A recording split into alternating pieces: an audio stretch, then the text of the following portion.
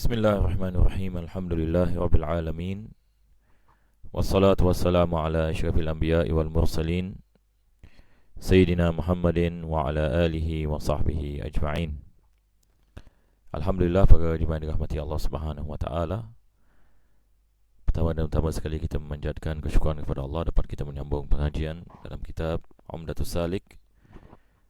Untuk pengetahuan para jemaah yang mengikuti, kita akan mengadakan pengajian Umdatus Salik pada 3 hari, iaitu Isnin, Selasa dengan Rabu.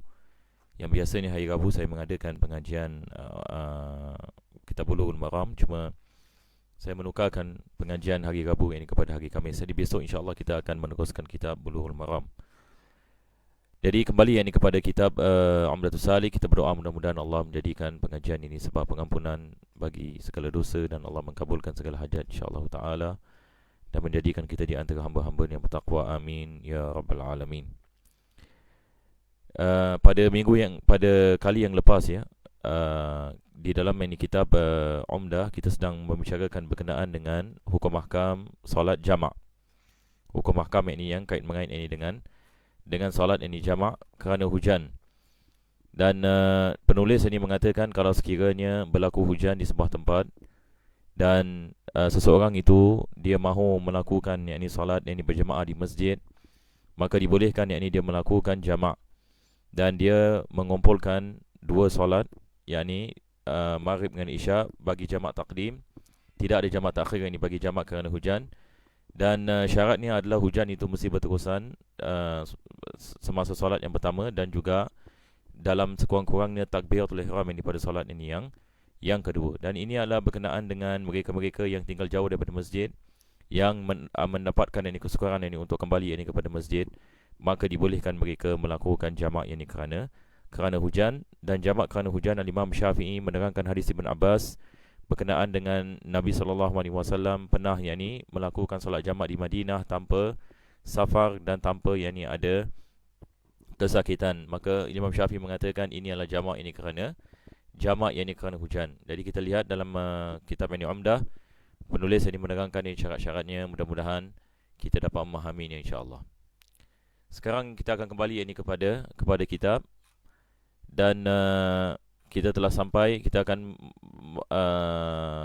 membicarakan pada hari ini Salatul Khauf. Jadi berkenaan dengan jamak kerana hujan kita telah membicarakan kesemuanya semalam, pada hari Isnin. Jadi sekarang ini kita akan masuk pada jamak bab ini Salat Al-Khauf. Maka penulis ini memulakan bab ini dengan membicarakan situasi yang mana musuh di selain kiblat. Yakni sebelum ini kita baca kitab Umdatus Salik, perlu kita faham ada perkara-perkara yang penting perlu kita faham. Penulis ini hidup ini pada zaman yang mana peperangan berlaku, dan juga pada zaman Nabi SAW misalnya, mereka peperangan ini dia adalah peperangan dengan pedang ya. Jadi apa yang mereka melakukan dalam peperangan adalah kedua-dua pihak yang sedang ini berperang itu, maka mereka melakukan yakni peperangan itu yakni di sebuah tanah yang lapang.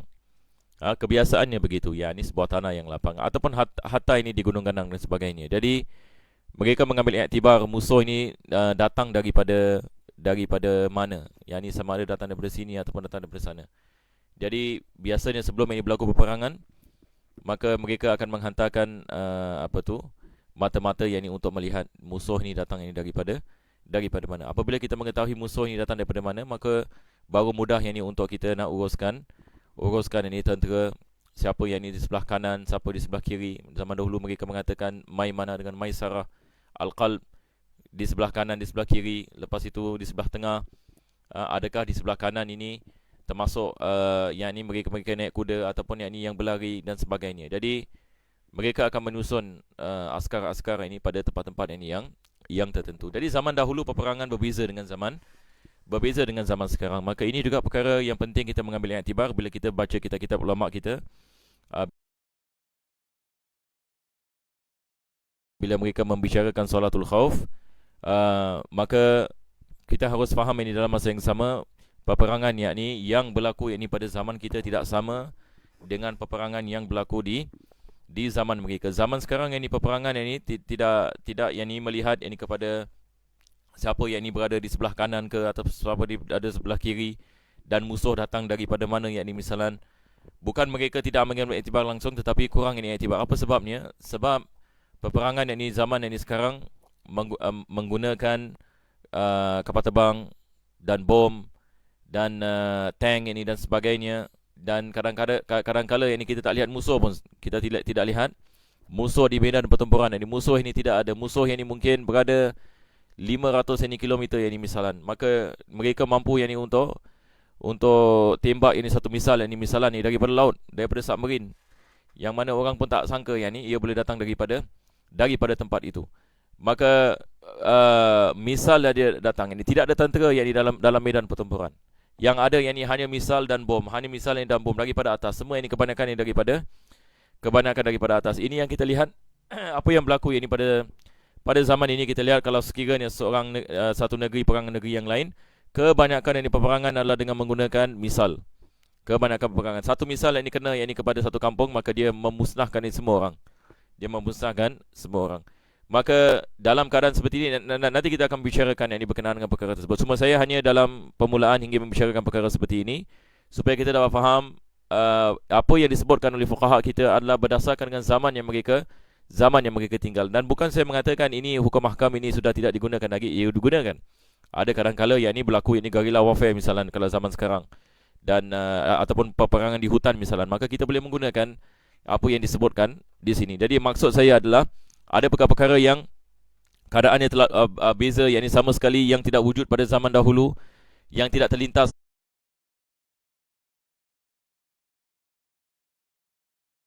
Mungkin yang ini sebahagian ulama pada zaman dahulu misalnya boleh berlaku peperangan yang seperti mana yang kita lihat ini pada hari ini. Akan tetapi hukum mahkam ni masih boleh digunakan di sebahagian situasi yang boleh berlaku dalam peperangan ini hari ini. Jadi insya-Allah tanpa buang masa lagi kita masuk kepada kitab. Maka penulis sekarang dia memulakan dengan mengatakan musuh bukan pada arah kiblat. Jadi sekarang kita bayangkan satu tentera yang ini sampai yang ini medan pertempuran, dan musuh misalnya yang ini bukan pada arah kiblat. Musuh bukan pada arah kiblat. Jadi dia mengatakan idza kana al-qitalu mubahan, kalau sekiranya peperangan itu adalah jenis peperangan yang mubah, yakni peperangan yang mubah sama ada jihad fi sabilillah ataupun peperangan yakni bagi pemberontak-pemberontak yang melakukan apa kita mengatakan kerosakan di atas muka bumi ini, maka khalifah misalnya menghantar tentera untuk memerangi mereka, seperti peperangan dengan Khawarij, sahabat-sahabat Nabi SAW pada zaman dahulu. Maka ini adalah misal qital yang mubah. Jadi ada peperangan yang fardu kifayah, ada yang menjadi fardu ain, misalnya kalau musuh dah sampai kepada tanah air orang Islam ini dan sebagainya. Sekurang-kurangnya peperangan yang disebutkan di sini adalah mubah, baru kita mendapatkan rukhsah. Tapi kalau peperangan maksiat misalnya, seseorang itu dia keluar berperang kerana dunia ataupun dia nak merampas harta orang lain dan sebagainya tanpa hak, maka tidak diberikan kepada rukhsah, tidak dibolehkan baginya untuk melakukan salatul khauf seperti mana yang akan disebutkan. Wal aduwwu fi ghairi jihatil qiblah, dan musuh tidak ada pada arah kiblat. Faraqal imamun nas firqatain. Ini ceritanya. Jadi imam membagikan jemaah kepada dua bahagian, dan Nabi SAW dia melakukan salat sedemikian, yakni dia membagikan sahabat-sahabatnya kepada dua bahagian. Macam mana yang dibagikan sahabat-sahabat dua bahagian? Firqatan fi wajhil adu wa yusalli bi firqatin raka'atan. Jadi bahagian yang pertama menghadapi musuh. Jadi musuh misalnya di sebelah kanan misalnya, kiblat di sini, musuh sebelah kanan, ataupun musuh kat belakang, kiblat kat sini. Jadi kita solat kena menghadap kiblat. Jadi kita bagikan jemaah kepada dua bahagian. Satu jemaah solat bersama imam, lagi satu jemaah jaga kat belakang, melihat kepada musuh. Sebab takut kalau semua yang solat ini begini, musuh dekat belakang, maka mudah untuk mereka serang. Jadi satu jemaah bersama imam satu rakaat. Dan ini kalau sekiranya solat itu dua rakaat, qasar misalnya, yang mana zaman dahulu biasa mereka melakukan peperangan di luar di luar kota, maka mereka melakukan solat qasar. Maka kalau sekiranya dia dua rakaat, maka imam melakukan satu rakaat bersama jemaah yang pertama, dan apabila dia naik kepada rakaat yang kedua, maka jemaah yang pertama ini niat mufaraqah, maka mereka meneruskan solat Rakaat kedua sampai habis, sampai salam, dan selepas itu mereka jaga musuh pula. Lepas itu jemaah yang kedua yang menjaga musuh tadi kembali, yakni melakukan solat bersama imam. Jadi imam pada rakaat yang kedua, dan dia melakukan solat bersama imam sehingga imam salam, ataupun imam tunggu mereka dalam tasyahud, dan mereka naik golongan yang kedua ini, mereka naik ini untuk meneruskan rakaat yang kedua, seolah-olah mereka masbuk. Maka mereka habiskan rakaat yang kedua dan mereka salam ini bersama imam, ataupun mereka salam sendirian. Maka ini adalah apa yang akan disebutkan ini oleh penulis ini di sini, bahagian yang pertama. Maka dia mengatakan waja'a ulaika ilal imami wa huwa qa'imun fi salati yaqra'u. Maka mereka datang ini kepada imam, dan imam apa kita mengatakan, yakni melakukan ini salat ini bersama mereka di dalam yakni qiyam. Fayuhrimun, mereka masuk salat ini bersama imam. Wa yamkuthu lahum biqadril fatihati wa suratin qasirah. Dan imam yakni masuk yakni bersama mereka, mereka masuk yakni bersama imam, yakni membaca yakni Fatihah yakni dan membaca yakni surah. Fa idza jalasa litasyahud qamu wa atammu li anfusihim. Ini seperti mana tadi saya mengatakan, apabila imam pada rakaat yang kedua tasyahud, maka jemaah yang kedua tadi mereka bangun untuk meneruskan salat rakaat mereka yang kedua, sebab mereka tidak mendapatkan rakaat pertama bersama imam. Rakaat pertama yakni dilakukan salat oleh jemaah yang pertama, dan selepas itu mereka niat mufaraqah seperti mana tadi kita mengatakan. Ini adalah jemaah yang kedua. Maka disebabkan mereka mendapatkan hanya rakaat yang kedua bersama imam, maka diwajibkan mereka meneruskan rakaat yang kedua. Wa yutilu huwa tasyahud summa yusallim bihim.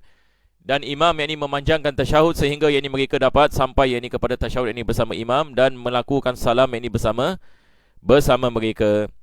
Fa in kanat maghriban, kalau sekiranya solat maghrib, shalla bil ula rakaatain, imam melakukan dengan jemaah yang pertama 2 rakaat, dan dengan jemaah yang kedua 1 rakaat. Jadi tadi kita mengatakan berkenaan dengan kalau dia melakukan qasar ataupun solat subuh 2 rakaat, 1 rakaat bagi jemaah yang pertama, 1 rakaat bagi jemaah yang kedua. Kalau maghrib 3 rakaat, 2 rakaat bagi jemaah yang pertama, 1 rakaat bagi jemaah yang kedua. Au rubaiyah, kalau solat 4 rakaat, 2 rakaat bagi jemaah yang pertama, 2 rakaat bagi jemaah yang kedua. Shalla bi kulli firqatin raka'atain fa in farraqahum 4 firaq. Kalau imam membagikan jemaah kepada 4 bahagian, misalnya dia melakukan solat 4 rakaat, tiap-tiap jemaah mendapatkan 1 rakaat, pun ini dibolehkan. Dibolehkan. Fa in faraqa 4 firqin wa shalla bi kulli firqatin raka'atan sahha, yakni sah salat mereka. Jadi ini adalah keadaan yang mana musuh bukan di arah kiblat. Maka sekali lagi saya rumuskan, imam ini membagikan jemaah ini kepada 2 bahagian. Bahagian yang pertama melakukan salat bersama imam rakaat yang pertama, selepas itu bila imam naik rakaat yang kedua, mereka meneruskan solat mereka sampai habis dengan niat mufaraqah, dan selepas itu mereka jaga musuh. Apabila mereka menjaga musuh, maka jemaah tadi yang sedang menjaga musuh, jemaah pertama tadi, jemaah yang kedua tadi masuk kepada solat, dan imam sedang berada pada rakaat yang kedua dalam qiyam. Maka mereka solat bersama imam, sehingga imam sampai kepada tasyahud, dan mereka meneruskan rakaat yang kedua, dan selepas itu mereka melakukan tasyahud bersama imam. Jadi hikmah daripada keadaan ini adalah semua jemaah ini mendapatkan solat jamaah pertama sekali, dan mendapatkan solat jamaah dalam bersama imam yang sama. Dan ini dilakukan oleh Nabi SAW, dan seperti mana kita mengetahui para sahabat mereka mahu melakukan solat di belakang Nabi SAW. Jadi Nabi dengan sifat keadilannya, maka dia melakukan sedemikian dalam peperangan, disebabkan semua jemaah boleh mendapatkan solat ini di belakang beliau. Tetapi kalau ada orang menanyakan, adakah dibolehkan misalan kita melakukan 2 imam, imam yang pertama melakukan salat bersama jemaah yang pertama, selepas itu jemaah yang pertama kesemuanya dengan imam-imamnya, jaga musuh, jemaah yang tadi yang sedang jaga musuh pula melakukan salat jemaah dengan imam yang lain. Adakah ini dibolehkan? Dibolehkan. Ini adalah cara yang berbeza. Yang berbeza. Maka di sini penulis dia menukilkan cara melakukan salatul khauf, disebabkan Nabi SAW melakukan sedemikian. Nabi SAW ini melakukan sedemikian. Maka para ulama kita menerangkan perbuatan Nabi sallallahu alaihi wasallam. Tetapi yakni ada cara yakni yang lain seperti mana kita mengatakan, sama ada kita melakukannya dengan dua imam ataupun yakni kita melakukannya dengan satu imam. Selepas itu penulis ini membicarakan tentang bagaimana pula kalau sekiranya musuh ini pada arah kiblat. Kalau musuh di arah kiblat senang sikit. Kita akan lihat ya. Dia mengatakan di sekarang, wa in kana al-adu fil qiblah yushahiduna man fis salati. Jadi kalau sekiranya musuh ini apa kita mengatakan banyak yang ini misalan musuh ini pada arah kiblat, maka kita lihat yang ini kepada jamaah ini yang sedang melakukan salat. Wa fil muslimina katsira ataupun kasra. Yakni orang Islam ini ramai. Jadi imam ini dia lihat ini kepada jumlah. Sama ada dia nak bagikan jamaah ataupun jamaah yang akan melakukan salat jamaah ini kepada dua saf ataupun lebih daripada dua saf. Maka kita kena lihat ini kepada bilangan mana yang lebih apa kita mengatakan munasib. Sebab sekarang kita akan melakukan ini salat ini bersama yakni jamaah yakni orang Islam yang kita sedang menghadapi musuh. Jadi dia mengatakan saffahum al-imamu saffaini fa akthar. Imam sekurang-kurangnya dua saf ataupun lebih kalau sekiranya jemaah itu adalah jemaah yang lebih. Jadi sekarang ini adalah perkara yang mudah sebenarnya untuk kita faham ya. Kita bayangkan misalan kita ini sedang melakukan salat, imam membagikan jemaah kepada dua bahagian. Misalan bahagian yang depan dengan bahagian yang belakang misalan. Jadi sekarang bila imam melakukan salat, semua melakukan salat bersama imam. Allahu Akbar, takbir, ini semua yang kat belakang semua takbir bersama imam. Selepas itu imam melakukan rukuk, semua rukuk bersama imam. Apabila imam selepas itu imam melakukan i'tidal, semua melakukan i'tidal ini bersama imam. Apabila imam melakukan sujud, maka di sini jemaah yang pertama sujud bersama imam. Jemaah yang kedua tetap ini berdiri dalam i'tidal. Jadi jemaah yang pertama sujud bersama imam dengan sujud yang pertama, duduk di antara kedua sujud yang kedua. Bila jemaah yang pertama bersama imam naik ini kepada rakaat yang kedua, maka yang tadi yang sedang dalam i'tidal dalam qiyam, mereka pula melakukan sujud yang pertama, duduk di antara sujud yang kedua, dan mereka catch up ini dengan imam ini pada rakaat ini yang kedua. Jadi dalam keadaan seperti ini pada tiap-tiap masa ada orang ini yang sedang melihat musuh. Jadi ini yang penulis ini akan membicarakan. Maka dia mengatakan wa ahrama wa raka'a wa rafa'a bil kull. Yani melakukan ihram, rukuk dan bangun daripada rukuk, semua yang melakukan dengan perkara yang sama. Fa idza sajada ma'ahu saful ladzi yalihi. Apabila imam melakukan sujud, maka saf yang bersama imam melakukan sujud bersamanya. Wastamara saful akhar qa'ima. Saf ini yang kedua yakni meneruskan yakni berdiri. Fa idza rafa'u ru'usahum sajada saful akhar. Apabila yakni mereka mengangkat ini daripada sujud, maka baru yakni saf yang kedua tadi melakukan sujud seperti mana saya mengatakan tadi. Summa yarka'u wa yarfa'u bil kull. Sekali lagi pada rakaat yang kedua, maka imam melakukan rukuk dan bangun daripada rukuk dengan semua ini jemaah. Fa idza sajada ma'u saful ladzi harasa yani awalan. Apabila dia melakukan sujud pada kali ini, maka jemaah yang kedua pula yakni mengikuti dia melakukan yakni sujud, manakala jemaah yang pertama yakni berdiri dan menjaga musuh. Fa idza rafa'u sajada saful akhar. Apabila yakni dia bangun daripada sujud, maka saf yakni yang tadi yang menjaga melakukan sujud, dan selepas itu yakni dia catch up bersama imam dalam tasyahud akhir. Misalnya kalau solat 2 rakaat, maka mereka melakukan salam yakni bersama. Wa yundabu hamlus silahi fi salatil khauf. Akhir sekali penulis ini mengatakan disunatkan tentera-tentera memegang timbak-timbak mereka ataupun yakni senjata-senjata mereka. Zaman sekarang ini kita menggunakan timbak ataupun dan sebagainya. Zaman dahulu mereka menggunakan pedang. Maka ini berdasarkan dengan ayat dalam Al-Quranul Karim, wal ya'khudhu aslihatakum, yakni hendaklah kamu berpegang kepada yakni senjata-senjata kamu. Jadi jangan kamu melepaskan senjata kamu sebab ditakuti musuh yang ini serbu kamu dan kamu tidak ada senjata bersama kamu. Maka disunatkan yakni memegang ini senjata dalam salatul khauf. Yakni dalam salat yakni senjata itu ada yakni pada yakni yang sedang melakukan salat, dan elakkan daripada meletakkan ia jauh daripadanya. InsyaAllah pada kali yang akan datang kita akan membicarakan berkenaan dengan solat syiddatul khauf. Jadi kita ada dua perkara ya, kita ada salatul khauf dan kita ada solat syiddatul khauf. Nanti insyaAllah pada kali yang akan datang kita akan bicarakan tentang jenis solat yang berbeza sedikit yang dikenali sebagai solat syiddatul khauf. Rabbana taqabbal du'ana innaka antas samiul alim wa tub 'alaina innaka antat tawwabur rahim wa khtim bisolihati a'malana wa ajrina Allah ya karim bi fadli subhana rabbika bil 'izzati amma yasifun. Wassalamu